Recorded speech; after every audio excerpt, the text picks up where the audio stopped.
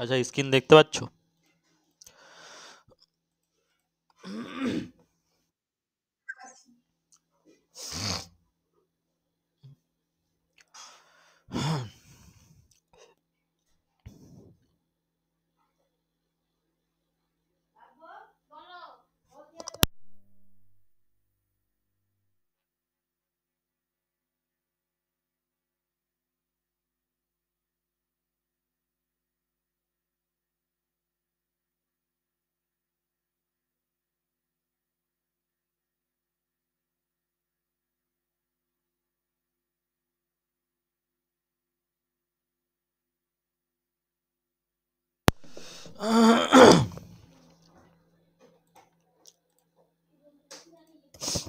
আচ্ছা দেখো, RRB, WBCS, এনএমজিএন এর বিজ্ঞানের কিছু গুরুত্বপূর্ণ ক্লাস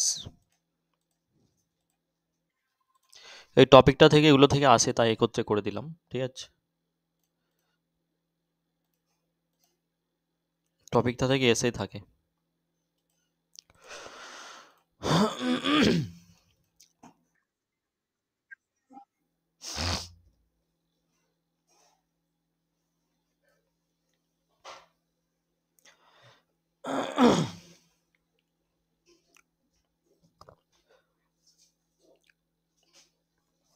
আচ্ছা, নিউটনের গতিসূত্র।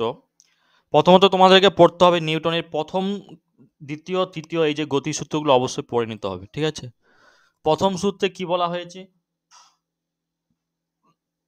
প্রশ্ন কেমন থাকে জানো?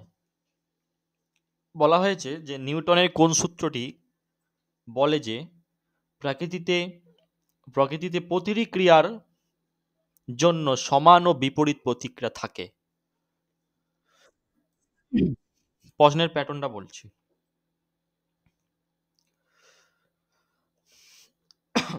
তৃতীয় গতিসূত্র সঠিক।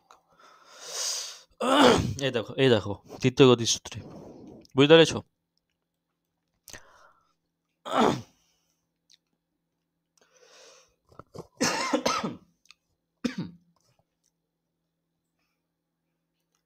অর্থাৎ আমরা যদি দেখি নিউটনের যে তৃতীয় গতিসূত্র, একটি বস্তু দ্বিতীয় বস্তুর উপর বল প্রয়োগ করে, তখন দ্বিতীয় বস্তু কি করে?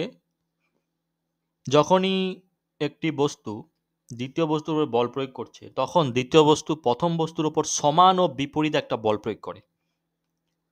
এটাই কিন্তু তৃতীয় সূত্রে বলা হয়েছে নিউটনের। এই সূত্রটি কিন্তু সাধারণত রকেট উৎক্ষেপণের সময় দেখেছো? রকেট যখন উৎক্ষেপণ করা হয়, দেখেছো? হ্যাঁ, রকেট উৎক্ষেপণের সময়, ঠিক আছে, রকেট উৎক্ষেপণের মতো পরিস্থিতিতে পরিলক্ষিত হয়ে থাকে এই ব্যাপারটি। সেখানে যেখানে কিনা নিচের দিকে গ্যাস নির্গত হয়, কি করে? ক্রিয়ার ফলে এই নিচের দিকে যখন গ্যাসটা নির্গত হচ্ছে, সেই ক্রিয়ার ফলে রকেট উপরের দিকে উঠে যাচ্ছে, তাই তো? এটা হচ্ছে নিউটনের তৃতীয় গতিসূত্র। এ থেকে আমরা বুঝতে পেরেছি যে বলগুলি সর্বদা জোড়ায় থাকে, অর্থাৎ তারা বিভিন্ন বস্তুর উপর ক্রিয়া করে।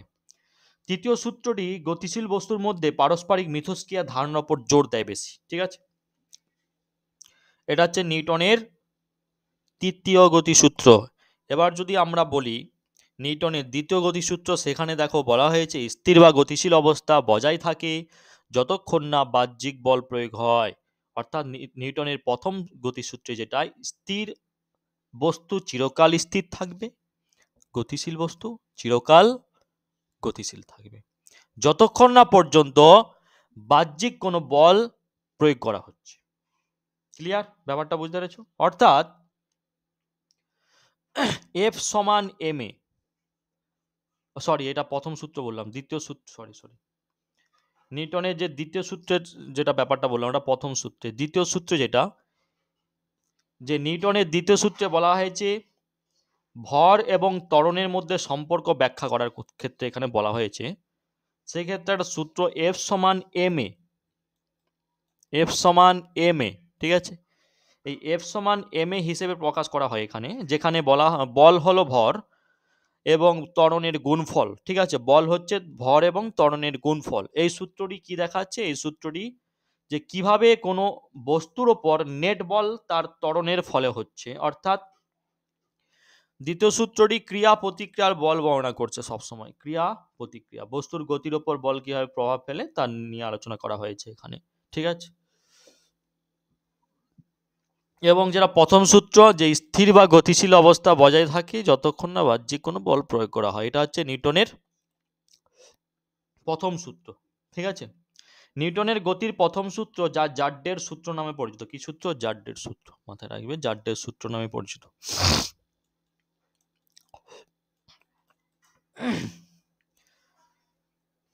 যে যতক্ষণ না কোনো বাহ্যিক বল প্রয়োগ করা হয় ততক্ষণ একটা স্থির বস্তু স্থির থাকবে আর একটা গতিশীল বস্তু গতিশীল থাকবে, ঠিক আছে। মানে বস্তুর গতি আর স্থির অবস্থায় বজায় রাখার প্রবণতা বর্ণনা করছে এই সূত্রটি। বুঝতে পেরেছ? আইজাক নিউটন কে ছিলেন? আইজাক নিউটন গতির তিনটি সূত্র সবচেয়ে জন্য বিখ্যাত হয়ে আছেন, যেটা হচ্ছে ক্লাসিক্যাল মেকানিক্সের ভিত্তিতে স্থাপন করা হয়েছিল। গতি এবং বলের বোঝার বিপ্লব ঘটিয়েছিলেন তিনি।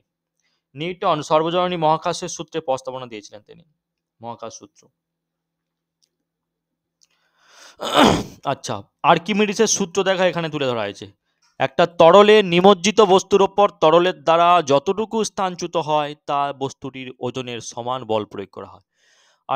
প্রথমে নিউটনের সূত্র থেকে আমরা কিছু প্রশ্ন আলোচনা করি, তারপরে আসছি, ঠিক আছে। আচ্ছা, নিউটনের পরবর্তী প্রশ্ন।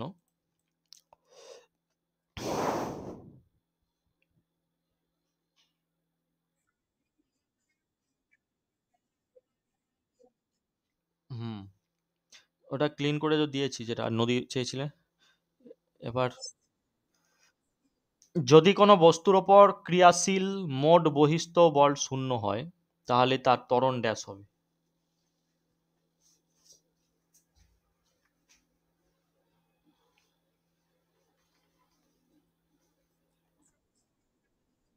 যদি কোনো বস্তুর ওপর ক্রিয়াশীল মোট বহিস্থ বল শূন্য হয়, মানে বাইরের বল শূন্য হয়, তাহলে ত্বরণ কি হবে? শূন্য হবে, না শূন্যর চেয়ে বেশি, না শূন্যর চেয়ে কম, না শূন্য সমান বা বেশি, কোনটা?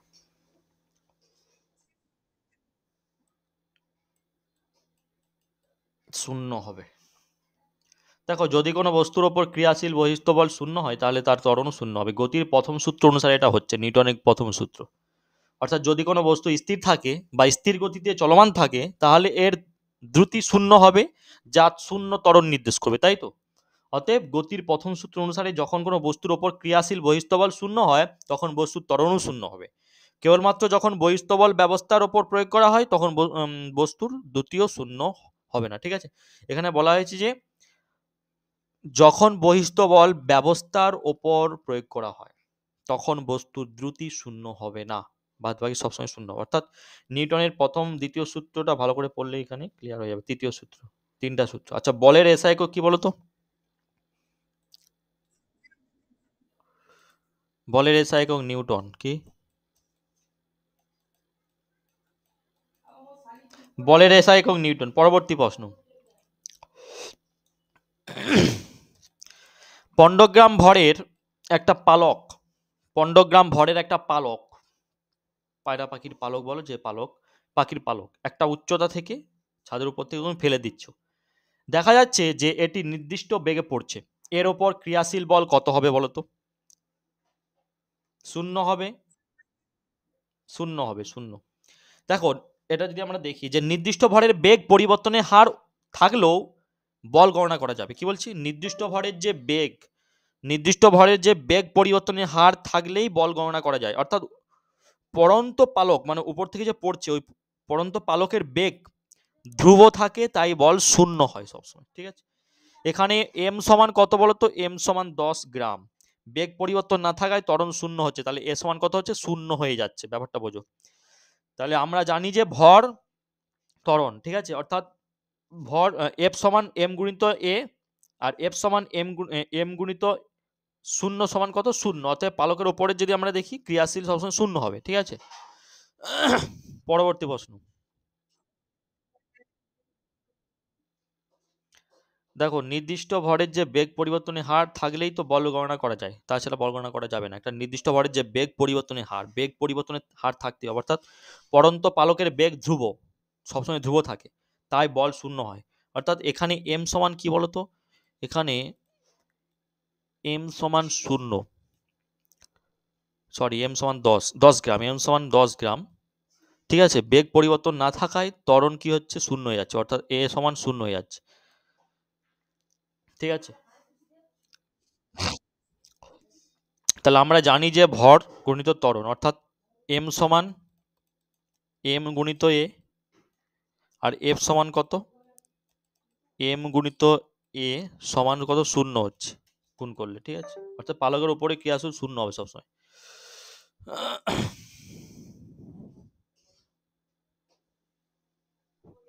পরবর্তী প্রশ্ন, নিচের কোন সংরক্ষণের নিচের কোন সংরক্ষণ সূত্রটি নিউটনের গতির সূত্রের সূত্রের ফল, মানে নিচের কোন সংরক্ষণ সূত্রটি নিউটনের গতির তৃতীয় সূত্রের ফল?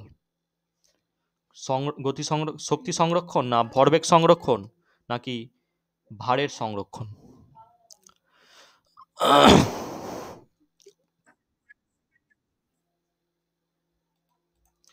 নিচের কোন সংরক্ষণ সূত্রটি নিউটনের গতির তৃতীয় সূত্রের ফল? দেখো, ভরবেগ সংরক্ষণ, ভরবেগ। ঠিক আছে, নিউটনের গতির যেটা তৃতীয় সূত্র, ভরবেগ সংরক্ষণ। ঠিক আছে, পরবর্তী প্রশ্ন,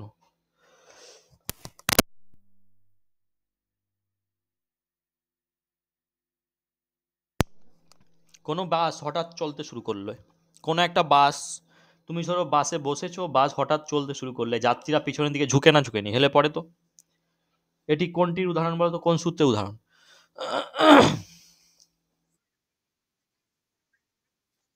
প্রথম সূত্রের উদাহরণ।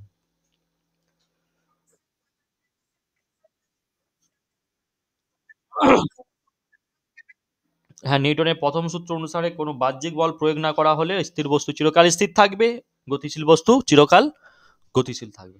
অর্থাৎ সমবেগ সরলরেখায় গতিশীল থাকবে সেটা। এটা স্থিতিচাড্ডা হচ্ছে। নিউটনের এই সূত্রে, প্রথম সূত্রে তিনটা জাড্ডা, স্থিতিচাড্ডা, একটা হচ্ছে গতিজাড্ডা। অবশ্যই মনে রাখতে হবে।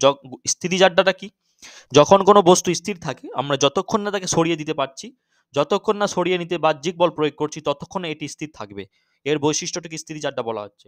আর গতিজাড্ডা, যখন কোনো বস্তুর অভিন্ন গতিতে গতিশীল থাকছে, আমরা যতক্ষণ না এটিকে বন্ধ করার জন্য কোনো বাহ্যিক বল প্রয়োগ করছি, ততক্ষণ পর্যন্ত কিন্তু ওটা গতি অবস্থায় থাকবে। এই বৈশিষ্ট্যকে আমরা কি বলছি, গতিজাড্ডা। ক্লিয়ার? অর্থাৎ এখানে বলা হয়েছে যে কোনো বাস হঠাৎ চলতে শুরু করছে, স্থিতিজাড্ডার এখানে হচ্ছে কি, এখানে স্থিতিজাড্ডা, অর্থাৎ স্থিতিজাড্ডার সূত্র নিউটনের প্রথম সূত্রে, গতিসূত্রের কারণে যাত্রীরা পিছনের দিকে হেলে পড়ছে, ঝুঁকে পড়ছে। কারণটা কি, না যাত্রীদের শরীর স্থির অবস্থায় শুরু ছিল, যখন বাসটি হঠাৎ চলতে শুরু করলো, তখন যাত্রীদের শরীরের নিচের যে অংশ বাসের সাথে গতিশীল হতে চায়, অর্থাৎ কিন্তু ওপরের অংশ স্থিতিজাড্ডার কারণে স্থির থাকতে চায়। তাই যাত্রীরা এক ধরনের ঝাঁকুনি অনুভব করে, অর্থাৎ পিছনের দিকে ঝুঁকে বা হেলে যায়। ঠিক আছে, বুঝতে পেরেছো ব্যাপারটা?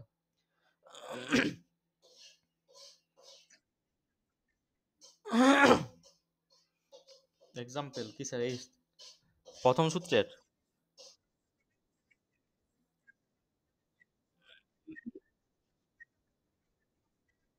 হুম,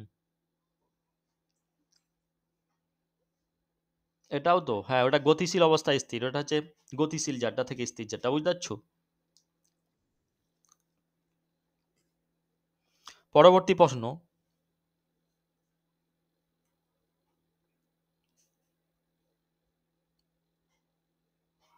এখান থেকে নিউটনের এই সূত্র থেকে বেশি মানে ম্যাথ টাইপের প্রশ্ন থাকে আর কি, ম্যাথ খুঁজতে হবে। নিউটনের প্রথম সূত্র ড্যাশ হিসাবেও পরিচিত। আমরা যদি বলি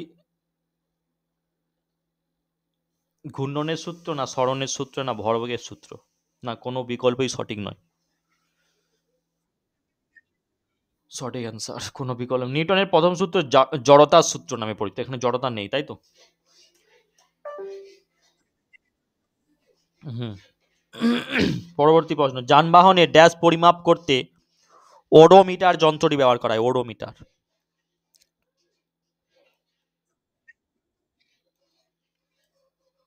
দূরত্বে, ওডোমিটার যানবাহনে, ওডোমিটার দূরত্ব।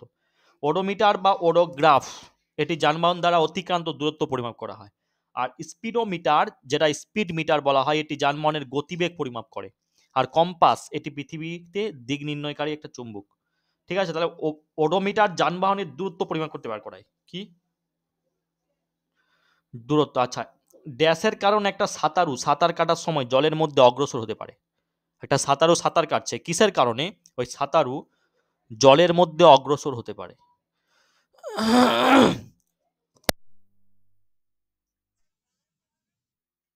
হুম? গতির তৃতীয় সূত্র, গতির চতুর্থ সূত্র, গতির দ্বিতীয় না প্রথম, কোন সূত্রের প্রভাবে?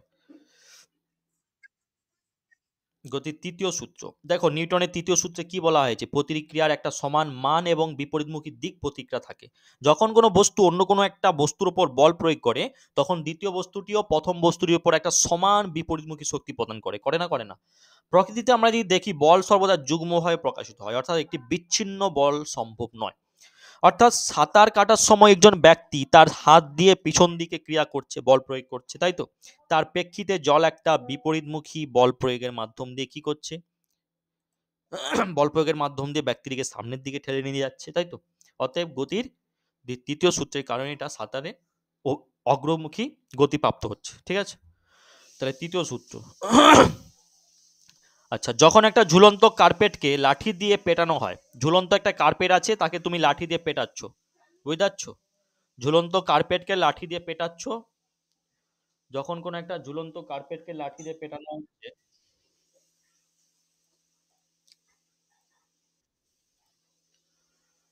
তখন ধূলিকণা এটি থেকে বেরিয়ে আসতে শুরু করে।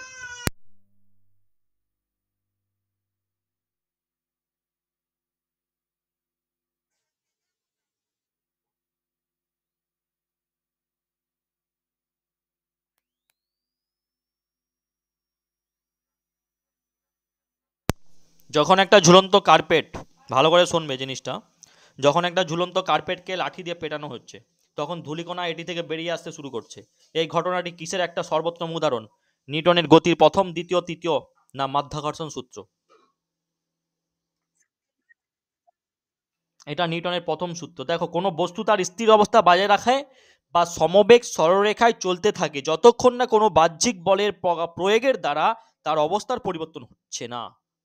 যদি কোনো বস্তুর ওপর সম্পূর্ণ বল প্রযুক্তি না হয়, তবে বস্তুটির গতিবেগ পরিবর্তন হতে পারে না, অর্থাৎ বস্তুটি অগ্রসিত হতে পারে না। তাহলে নিউটনের প্রথম সূত্র, যেখানে জড়তা সংজ্ঞায়িত করে এবং যথার্থই তাকে জড়তার আইনে বলা হয়েছে এখানে। ঠিক আছে, অর্থাৎ এটা হচ্ছে কি বলতো, আমরা যে আরো দেখি যে কোনো বস্তুর জড়তা তার বিশ্রাম বা গতির অবস্থা বজায় রাখা। কি বললাম? কোনো বস্তুর জড়তা তার বিশ্রাম বা গতির অবস্থা বজায় রাখে, অর্থাৎ যে কোনো পরিবর্তন প্রতিহিত করার প্রবণতাকে বোঝানো হচ্ছে।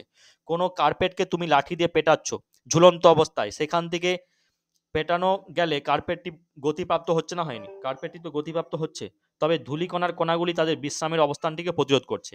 মানে কার্পেটে তো ধূলিকণাগুলি বিশ্রাম অবস্থায় ছিল, ছিল না? ছিল নি? কার্পেটে তো ধূলিকণাগুলি বিশ্রাম অবস্থায় ছিল। তুমি পেটানোর ফলে ও বিশ্রাম অবস্থা থেকে প্রতিরোধ করার চেষ্টা করছে। ঠিক আছে, নিউটনের গতির প্রথম সূত্রের ভিত্তিতে ধারণাটি ব্যাখ্যা করা যেতে পারছে এইভাবে। অর্থাৎ কার্পেটকে লাঠি দিয়ে পেটানো হচ্ছে, কার্পেটকে লাঠি দিয়ে পেটানো হচ্ছে, পেটানোর ফলে লাঠিটি কার্পেটের ওপর একটা বল প্রয়োগ করছে, যা এটি গতির সৃষ্টি করছে। কার্পেটে থাকা যে ধূলিকণা জড়তা কার্পেটের গতির পরিবর্তনকে প্রতিহিত করছে।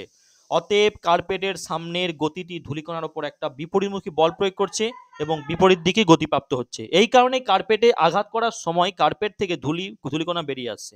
তাহলে এটা নিউটনের প্রথম গতিসূত্রের ওপর প্রভাব ফেলছে। ঠিক আছে, বুঝতে পারছো ব্যাপারটা? পরবর্তী প্রশ্ন, নিউটনের গতিসূত্র নিউটনের প্রথম দ্বিতীয় সূত্র থেকে ক্লিয়ার করেছি আজকে ক্লাসটা। ঠিক আছে, নিউটনের প্রথম দ্বিতীয় তৃতীয়, এখানে যেগুলো প্রশ্ন আসতে পারে কি ধরনের প্রশ্ন, চলো। একটা বস্তুর রৈখিক ভরবেগের পরিবর্তনের হার এর ওপর প্রযুক্তি কিসের সমানুপাতিক? একটা বস্তুর রৈখিক ভরবেগের পরিবর্তনের হার এর ওপর প্রযুক্ত কিসের সমানুপাতিক? ঘাত, নাকি ভ্রামক, নাকি বল, না গতিশক্তি? না, বল বল বল হবে, বল মনে রাখবেন অবশ্যই। দেখো, বল হলো অন্য বস্তুর সাথে বস্তুর একটা মিথস্ক্রিয়া থেকে একটি বস্তুর ওপর তৈরি একটা ধাক্কা বা টান। যখনই দুটি বস্তুর মধ্যে একটা মিথস্ক্রিয়া হচ্ছে, প্রতিটি বস্তুর ওপর একটা বল প্রযুক্তি হচ্ছে। ঠিক আছে, অর্থাৎ নিউটনের দ্বিতীয় গতিসূত্র, যেখানে কি বলা হচ্ছে যে কোনো বস্তুর ভরবেগের পরিবর্তনের হার বস্তুর উপর প্রযুক্তি বলের সাথে সরাসরি সমানুপাতিক হচ্ছে। ঠিক আছে, অর্থাৎ ঘাত, ঘাত যেটাকে ধরা হচ্ছে ঘাত, এখানে ঘাত যেটা বলা হয়েছে যে, ঘাত অর্থাৎ যে ভরবেগের পরিবর্তনকে ঘাত বলা হয়। কি বলা হয়? ভরবেগের যে পরিবর্তন হয় সেটাকে ঘাত বলা হয়। টর্ক ভ্রামক বা বলের মুহূর্ত বা ঘূর্ণনশীল বল, যেটাকে বলা হয় বাক প্রভাব, যেটা রৈখিক বলের ঘূর্ণন সমতুল্য হয়ে থাকে। নিউটনের দ্বিতীয় গতিসূত্রের ফলে হয়ে থাকে। ঠিক আছে? আচ্ছা, পরবর্তী প্রশ্ন। আচ্ছা, নিউটনের গতিসূত্র যেগুলো আলোচনা করা হয়েছে, অবশ্যই এগুলো যারা শেষে জয়েন করেছে অবশ্যই দেখে নেবেন রেকর্ড ক্লাসগুলো। তারপরে আমরা চলে যাচ্ছি আর্কিমিডিসের সূত্র। ঠিক আছে?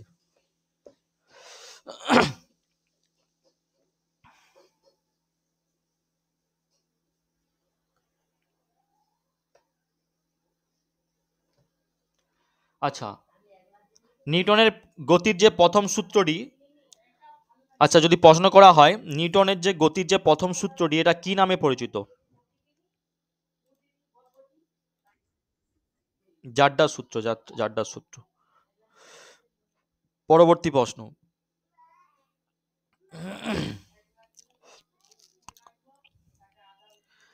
5 কেজি ভরের একটা বস্তু, ধরো একটা 5 কেজি ভরের একটা বস্তু একটি ঘর্ষণহীন অনুভূমিক টেবিলে 12 মিটার পার সেকেন্ডে ধ্রুবক বেগের সাথে পিছলে যাচ্ছে। বস্তুটিকে একই বেগে চলতে দিতে কত বল প্রয়োগ করতে হবে? কত বল প্রয়োজন? 15 নিউটন, 0 নিউটন, 4 নিউটন না 1 Newton? 0 Newton is the right answer. দেখো, নিউটনের প্রথম গতিসূত্র থেকে আমরা জানি যে একটা গতিশীল বস্তু চলতে থাকবে যদি না কোনো বাহ্যিক বল প্রয়োগ করা হচ্ছে। এখানে আমাদের ক্ষেত্রে 5 কেজি যে ভরের একটা বস্তু একটা ঘর্ষণশীল অনুভূমিক টেবিলে 12 মিটার পার সেকেন্ডে একটা ধ্রুবক বেগের সাথে পিছলে যাচ্ছে, তাই বস্তুটি কোনো বাহ্যিক বল প্রয়োগ করা হয় না। এখানে হচ্ছে না, হয়নি, তো পিছলেই যাচ্ছে, এখানে কোনো বাহ্যিক বল প্রয়োগ করা হচ্ছে না। তাই বস্তুটিকে একই বেগে চলতে কোনো শক্তির প্রয়োজন হচ্ছে কি? হয়নি। অর্থাৎ তাই নিউটন এখানে 0 নিউটন। ক্লিয়ার? বুঝতে পেরেছো ব্যাপারটি? অর্থাৎ বস্তুটি যে পৃষ্ঠের ওপরে চলমান তা অবশ্যই অনুভূমিক বা ঘর্ষণশীল হতে হবে। এখানে তাহলে 0 নিউটন কাজ করবে। বস্তুটি যে পৃষ্ঠের ওপর চলমান আছে তা অবশ্যই অনুভূমিক, ঘর্ষণশীল হতে হবে, ঘর্ষণহীন। অন্যথায় ঘর্ষণ বা মহাকর্ষ বলে কার্যকর হবে। যদি আমাদের বস্তুর গতি এবং অভিমুখ পরিবর্তন করতে হয় তবে আমাদের কিছু বাহ্যিক শক্তির প্রয়োগ করতে হবে অবশ্যই। আচ্ছা, যদি প্রশ্ন করা হয় কি ধরনের বস্তুর জড়তা আছে? ভরসহ সমস্ত বস্তু, না শুধু গতিশীল বস্তু, না শুধুমাত্র স্থির বাঁকা বস্তু? কি ধরনের বস্তুর জড়তা আছে?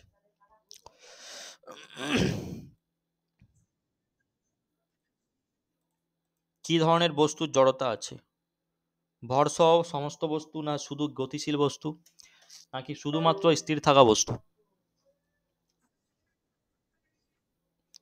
দেখো, কি ধরনের বস্তু জড়তা আছে? ভরসহ সমস্ত বস্তুর, ভরসহ সমস্ত বস্তু। যদি একটা বস্তু স্থির থাকে তা একটি সরলরেখায় একটি ধ্রুবক গতিতে চলতে থাকে, এই অবস্থাটিকে জড়তার সূত্র বলা হয়। এমনকি মহাকাশে বস্তুর ভর আছে না নেই? মহাকাশেও বস্তুর ভর আছে। যদি তাদের ভর থাকে তবে তাদের জড়তা রয়েছে।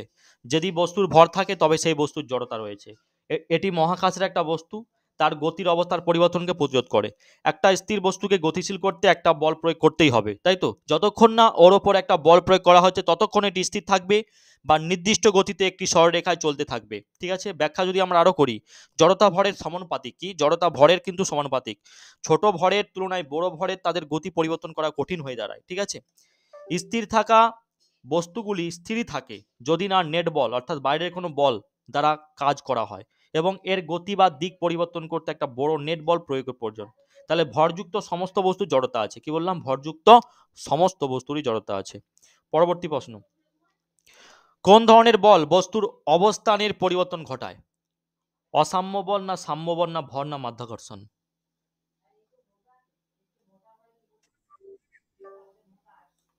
এখানে যে টপিকগুলো আছে দেখে নাও। এই টপিকগুলো থেকে প্রতিটা ক্লাস আসবে, বিভিন্ন বিজ্ঞানের সম্পর্কিত প্রশ্নে। এখানে যে টপিকগুলো আছে প্রশ্ন আসবে। গুরুত্বপূর্ণ আবিষ্কার, তাদের বিজ্ঞানী। গুরুত্বপূর্ণ ভিটামিনের কাজ, প্রজনন প্রক্রিয়া, রক্ত এবং উপাদান। কোষের যে গঠন থেকে আলোচনা করা হয়েছে, রক্ত এবং উপাদান, প্রজনন প্রক্রিয়া। ঠিক আছে? জীবনবিজ্ঞান, বায়োলজি থেকে যেখানে গ্যাসের সূত্র, বয়েলের সূত্র, চার্লসের সূত্র, রাসায়নিক বন্ধন, আয়নিক বন্ধন, কোভ্যালেন্ট বন্ধন, অ্যাসিড ক্ষার, অ্যাসিড থেকে যেটা থাকবে অ্যাসিড ক্ষার সম্পর্কে আলোচনা হবে পর। ঠিক আছে? এবং এটা হচ্ছে সেটা পর্যায় সারণী, মেন্ডেলিভের পর্যায় সারণী যেটা আলোচনা করা হয়েছে।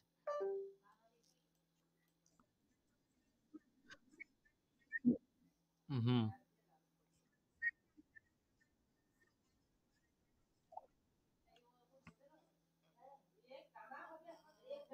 সূত্রটা গ্রুপে শেয়ার করে দেবেন।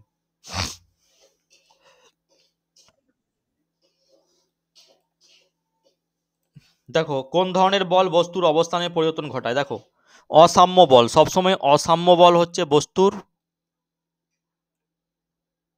বল। কোন ধরনের বল বস্তুর অবস্থানে পরিবর্তন ঘটে, তাহলে সঠিক অ্যান্সার হচ্ছে অসাম্য বল। ঠিক আছে, এই অসাম্য বলগুলিতে সমপরিমাণ বল থাকে না। ঠিক আছে, সমপরিমাণ বল কখনো থাকে না, তারা একটা বস্তুর গতি এবং যে দিকে বস্তুটি চলমান তার দিকে পরিবর্তন করে সবসময়। ঠিক আছে, যখন দুটি অসাম্য বলকে বিপরীত দিকে প্রয়োগ করা হয় তাদের যে সম্মিলিত বলটি দুটি বলের মধ্যকার পার্থক্যের সমান হয়ে দাঁড়ায়। ঠিক আছে, আমি কিছু উদাহরণ সহ বোঝাচ্ছি। ধরো তুমি একটা রেখাচিত্র দেখতে পাচ্ছ, একটা রেখাচিত্র আঁকছি আমি। এখানে একজন দাঁড়িয়ে আছে, দড়ি তার কোমরে তুমি দড়ি বেঁধেছো, দড়ি বেঁধে আর এদিকে দুজন আছো, দড়ি বেঁধে টানছো দুজন মিলে। ঠিক আছে, একজনের কোমরে দড়ি বাঁধা আছে, দুজন মিলে টানছো। ঠিক আছে, যদি রেখাচিত্রটিকে যদি দুটি ছেলে, অর্থাৎ এখানে দুটি ছেলে আছে, একটি ছেলেকে ধাক্কা দেওয়ার জন্য 450, একটি ছেলেকে 450 প্লাস 450, অর্থাৎ দুটো শক্তি কাজে লাগছে। এখানে 450 প্লাস 450 নিউটন বল প্রয়োগ করা হয়েছে। সুতরাং এই দুটি ছেলের দ্বারা যে হালকা ওজন, যেটা 50 নিউটন ধাক্কা দেওয়ার জন্য অধিক বল প্রয়োগ করার কারণে তিনি উচ্চতর বলের দিকে এগিয়ে যাবেন না যাবেন না। এখানে কিন্তু একজন আছে যেটা হচ্ছে 50 নিউটনের মতো, এখানে যে একজন আছে যেটা 50 নিউটন, যার কোমরে দড়ি বেঁধে টানা হচ্ছে, কোমরে দড়ি বেঁধে এখানে টানা হচ্ছে 50 নিউটন, তিনি তার কোমরে দড়ি বেঁধে এখানে যেটা আছে দুজন আছে, দুজন ছেলে আছে, যেটা হচ্ছে 450 প্লাস 450 নিউটন, অর্থাৎ কত হচ্ছে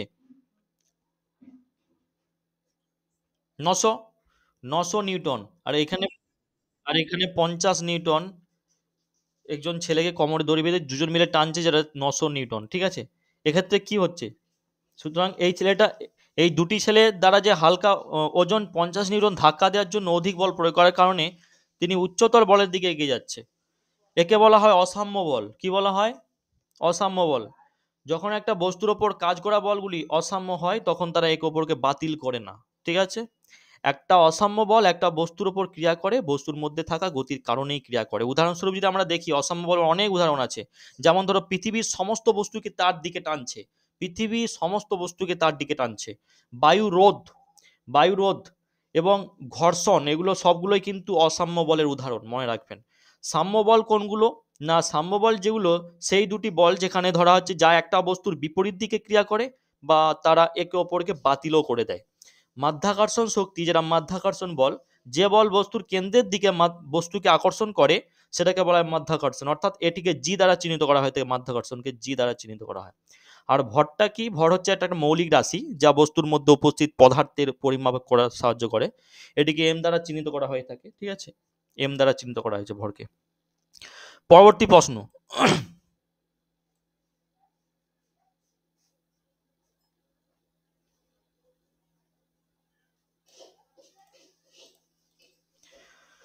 নিউটনের প্রথম গতিসূত্রের ওপর কি নামে পরিচিত?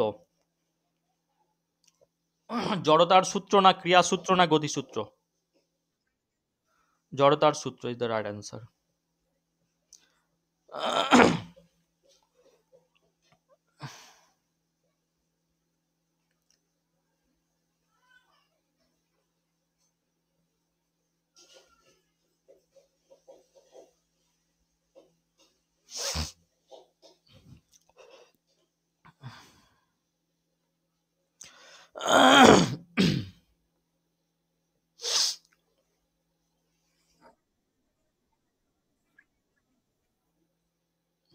হুম,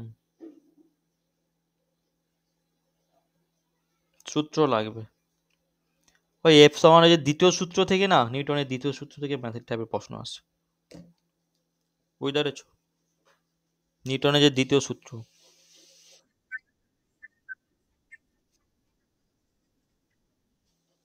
হ্যাঁ, আর আরবি এনটিভিতে থাকে।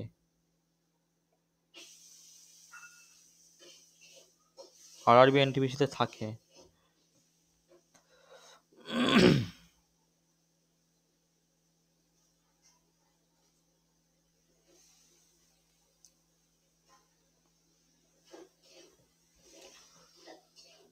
ক্লাস ইলেভ ক্লাস 11-এর যে পদার্থবিদ্যা, ওখানে নিউটনের সূত্র তুলে ধরা আছে।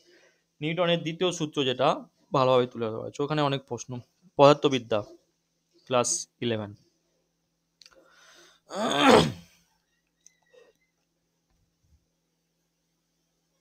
আমি কিছু ক্লাস 11-এর পদার্থবিদ্যা থেকে তুলে ধরছি, যেখানে নিউটনের গতিসূত্র কয়েকটা প্রশ্ন তুলে ধরা হয়েছে। আচ্ছা, হালকা বস্তুর তুলনায় ভারী বস্তুর জাড্ডা কম না বেশি না একেই থাকে বলো তো?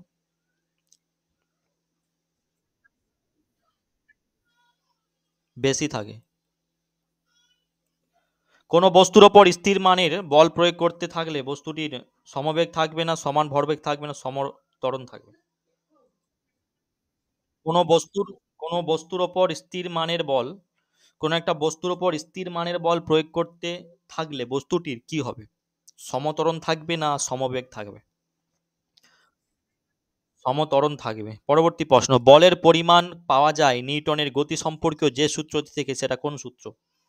বলে না, বলের পরিমাণ পাওয়া যায় দ্বিতীয় সূত্র থেকে। আচ্ছা, ক্রিয়া ও প্রতিক্রিয়া এটা হচ্ছে পৃথক বস্তুতে প্রযুক্ত হয় সবসময়। ক্রিয়া প্রতিক্রিয়া পৃথক বস্তু। সিজিএস পদ্ধতিতে বলের পরম একক কি বলতো?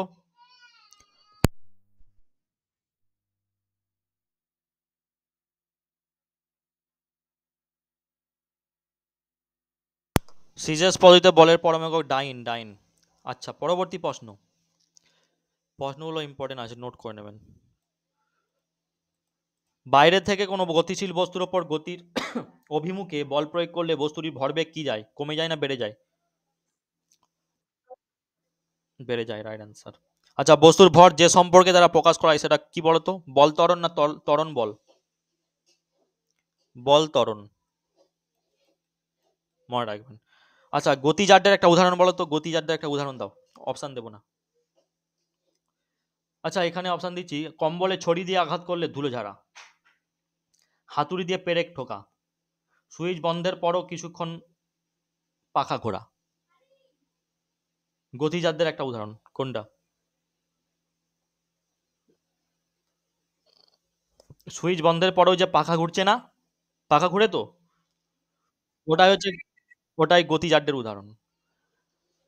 আচ্ছা, ভরবেগের মাত্রা কত? এমএলটি 1, ঠিক আছে, মাথায় রাখবে ভরবেগের মাত্রা এমএলটি 1, আমি লিখে দিচ্ছি এমএলটি 1।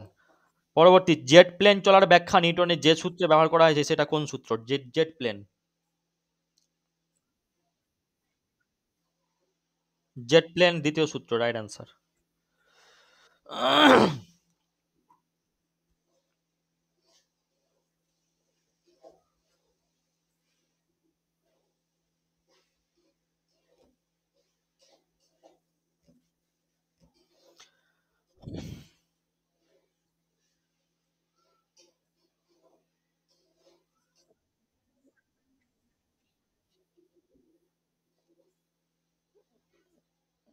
পাস করার টাপ তো অবশ্যই থাকবে, কেন বলো তো? যারা সায়েন্সের ছেলে তাদের ক্লিয়ার হয়ে যাবে, যারা সায়েন্সের ছেলে ওরা ক্লিয়ার হবে, তাছাড়া ম্যাথ রিজনিং এগুলো ভালো থাকতে হবে। অনেকে ভাবছে এখানে ইংলিশ নেই বলে পার পেয়ে যাবে, কিন্তু না, ইংলিশ নাই তো কি হচ্ছে, সায়েন্স ফায়েন্স থেকে এমন প্রশ্ন দিচ্ছে। এমনি তুমি এই প্রশ্নগুলো দেখো না, সায়েন্সের প্রশ্নগুলো কত টাফ দেয়, আলাদা ধরনের টাফ বলতে কিছু না, এখানে প্রশ্নগুলো একটু ঘুরিয়ে পেঁচিয়ে দেয়। সেক্ষেত্রে যেমন টেট এক্সামে দেখেছো, টেট এক্সামের মতো প্রশ্ন ঘুরিয়ে পেঁচিয়ে দেয়, সেরকম যে প্যাডাগোজির মতো ধাঁচ নিয়ে সায়েন্সের প্রশ্নগুলোকে ঘুরিয়ে দেয়, প্যাডাগোজির মতো ধাঁচ নিয়ে।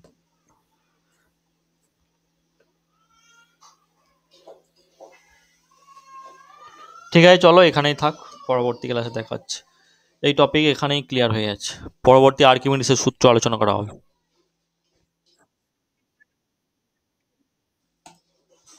পরমাণুর কোন পিডিএফটা?